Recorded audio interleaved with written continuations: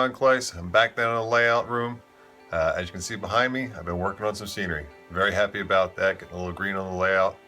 I've been posting a lot of pictures on Facebook, the progress on this. I'm doing a couple techniques I've never done before, testing it out, tried it out, I liked it. One technique that involves this, is incorporated into this, is homemade ground foam. And I posted a couple pictures of me just, a blender and chunks of foam and some dye and stuff, and I got a lot of responses. So people were asking me, can you make a video, can you make a video? Well, here's that video. The majority of this scene was done with homemade ground foam. It cost next to nothing. A tube of tint is pretty much all it costs. And separate from just a couple little spots of bright yellow here and there, that's a little Scenic Express leaf material, a super leaf material. Just give it punches of color here and there. The rest of it is homemade ground foam, about 2 or 3 different tones of greens and stuff that I did. I'm going to show you that process right now. Let's get to it.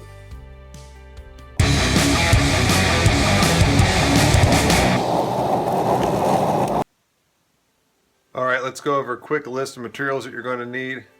Pretty simple stuff. It's fairly easy to find. Most important thing you're going to need is a blender. You're not going to go into the kitchen, you're not going to take the $200 Cuisinart or anything like that. KitchenAid, leave that there. Go to online, you probably find these things for like 10 bucks. I got this at Target, this was $20. It works well for what we need to do. This is the primary machine to tear up the foam. Speaking of foam, you're going to need scrap upholstery foam. I just go to an upholstery shop. Lucky enough for me, it's right down the street from my work, and I just pick up scrap out of their trash. I ask them, and say they're like, yeah, the less stuff in their dumpster, the better. They don't have to pay for the dumpster being emptied as quick. And you're going to take that foam. That one happens to be about an inch, maybe 3/4 of an inch thick, and you're going to cut it into little cubes like that. Nothing exact, as you can see, they're all different shapes and sizes, but about an inch square, 3/4 of an inch square cubes. One thing that might be hard for some people to find is tinsel. I get mine at a local hardware store at True Value, Tinsel Products. The company name is Sheffield Bronze. Sheffield Bronze out of Cleveland, Ohio. Tinsel is the main ingredient for coloring the foam. Next up, not bourbon, but isopropyl alcohol. This is 91%. I usually get 91%. You can use 70%. They're all found in pharmacies and grocery stores and stuff like that. I just buy the big stuff. You can get gallons if you want. You go through it. Your model railroader, buy the stuff. You're going to go through it. 91% alcohol. The hardest thing to find is probably this product here in this bucket. It's called H2O water. You can use that just exclusively, and you can skip the IPA. I just like to use the IPA because it evaporates a little quicker. Other than that, let's get to it. I'm going to show you the process of making your own ground foam. Here's the end result that we're shooting for. This is the finished product, the ground foam. I have 4 colors. I did all these in one evening using that blender, tints, water, IPA. This color here is a avocado, straight avocado tint from Tinsel. This one here is a straight spring green. This one was leftover water from the spring green that was left over, and here I added some burnt umber to brown it up, so it has that green undertone with some brown in it. And this one here is a lighter version of that, of the spring green, adding a little bit of brown to it. This just got a little darker. This one's strictly avocado.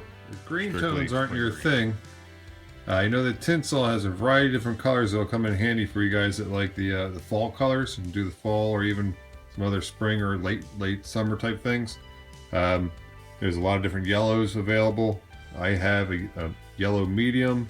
There's a yellow ochre. That's like a nice brownish yellow mustardy color. They have reds, other brown colors, a lot of different brown type colors, and a bunch of other colors. This is a rose wood. That'll get you a neat, almost like a red maple tree color. A bunch of other colors. I think they have like 20, 25 colors at least available to suit any needs that you want. They'll probably end up just as vibrant. I've never made them myself, but they'll probably end up just as vibrant as these colors have. So they're out there for you if you guys need them.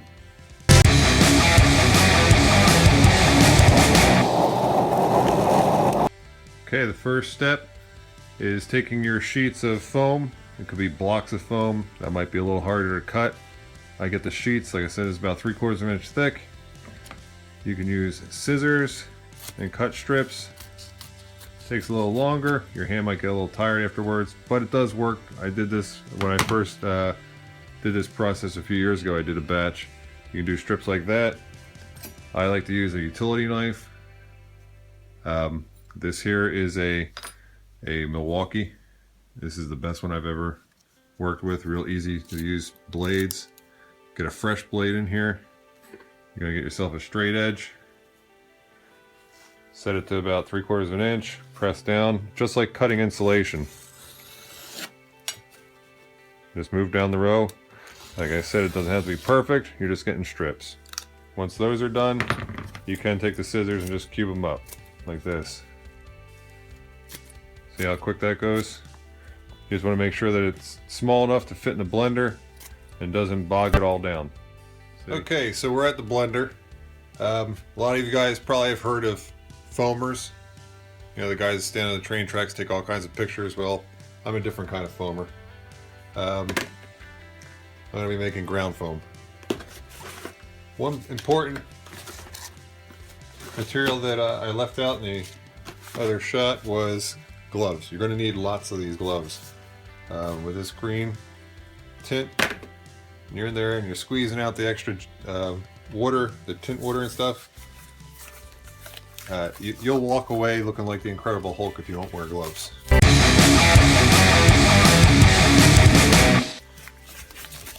This container here, I have a 6-cup blender, and that elusive material H2O. There's no real measurements to this. I'll put about a cup of water. You see it's a little bit over a cup. You can always add more. And let's get one that's open.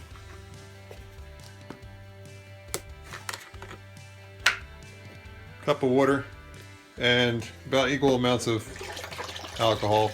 Nothing exact. There you go. There's about 2 cups total. You're going to take this. Normally I'd squeeze it out the top, but I got a hole in the bottom here, so we'll see if it ends up making a mess or not. You're just going to squeeze it in. Pretty thick stuff. I've noticed, depending on what color you use, there's different thicknesses of this. Okay, so I got some water in there. Put a little dye in. Got the alcohol in there. Again, you're going to put about 2 to 3 inches of tint in. This stuff's a little thick.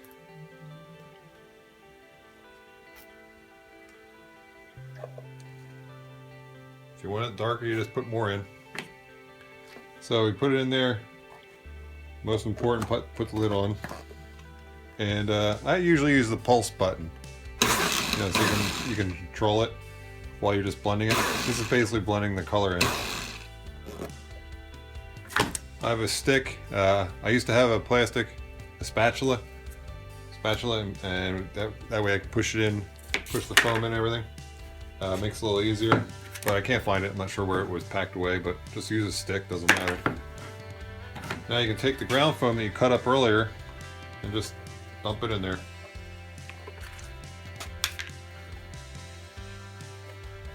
Stick it in, jam it down. It's about almost full. You're going to pulse it. And what this is doing is starting to chop it up. You can open it up and push it down with the stick, mix it around. Put a little bit too much water in this one, actually. You can cut back on the water and alcohol. Oops. Told you it's going to get a little messy. It's fun stuff. That's why you're wearing gloves. Help the process. It's starting to break up. This could be disastrous, but at least I'll get it on film. I'm not pushing all the way down because I don't want to hit the blades. The blades are way down at the bottom, but you don't want to hit them. You'll get pieces of wood in your mix. Okay, I've taken a little bit of the liquid out and it's getting a little too full. Definitely want to cut back on the water and alcohol. Getting to about a cup to a cup and a half. Half and half of each, 50%.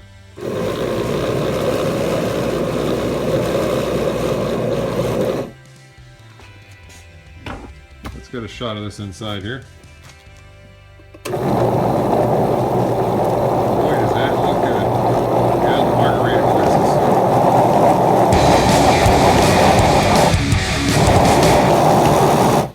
Again, the longer you do this, the finer it's going to get.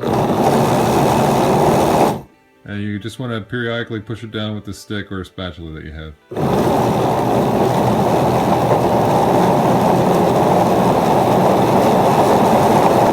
You can hear the machine speeding up a little bit. That means the particles are getting a little finer, so it's cutting through the blades easier.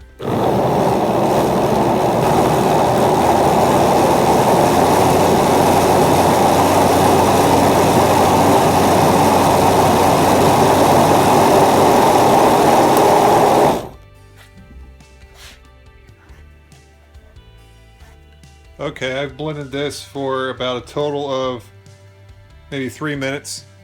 I went a little extra fine. I haven't done it that long. We've got a nice consistency here.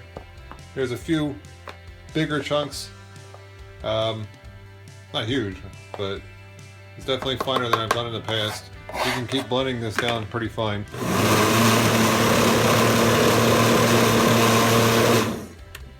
Next thing to do is we're going to take this out, take it off the blender, and go over to some newspaper, grab some out of the container, wring it out, squeeze it out, and put it on the newspaper to dry overnight. And then once that's done, you have some nice ground foam to do. So let's move on to the newspaper and I'll show you how fun that is. Okay, I have some newspaper here. Looks like they're talking about politics, Clinton and Trump and stuff. So what better material to cover with green goop than political promises from these goofballs? Squeeze out the water as much as possible. You're going to spread this out on the newspaper and just let this dry overnight.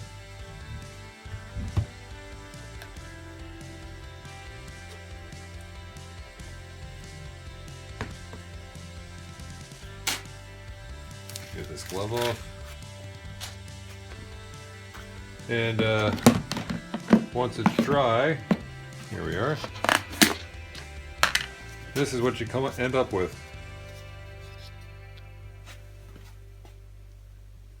Nice, fluffy, homemade ground foam. The turf type stuff. This is actually coarser than what I have on the newspaper now because I really blended the heck out of that stuff. I did it extra long because I was curious how fine I could get it. That's why it was a little harder to wring out the extra liquid. But that looks like it's going to be pretty good. You can get it pretty fine. I'm sure you can get heavier duty ones if you want to spend extra money on the blender and have finer blades, but for doing this type of stuff, a $10 or $20 blender is fine. That'll last you a while. And that's what you get. Again, you're only spending the money for the tint, which is a few bucks. The alcohol, which is literally these containers here, I think were $2.50, and you're only using a little bit of that. Water is free. Foam, if you get it for scraps, is free. And you get a lot of it. You get a lot out of this. Got this container, this container, this container, this container. I've gone through other containers of the same sizes. I've already put on my layout. And all for just a few bucks. Pretty soon we could be putting this scenery material companies out of business. So keep model railroading. Keep making your own materials. And it's easy, guys. Do it. It's real simple. The hardest part about this whole process would be the cleanup. And even that's not that bad. Just rinse this out in utility sink and you're raring to go for another color. Okay, so it's the next day. Here's the end result. As you can see, it dries, and this is completely dry. It's real fine. Some of these clumps are stuck together just from the dye sticking, but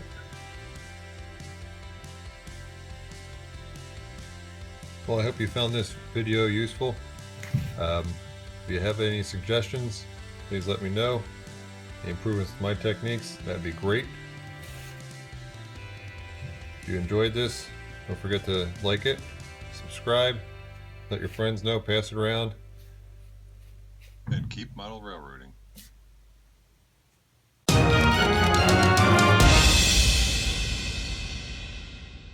Posting pictures on Facebook with this, getting a lot of responses, and one thing that I did was, I have no idea what I did.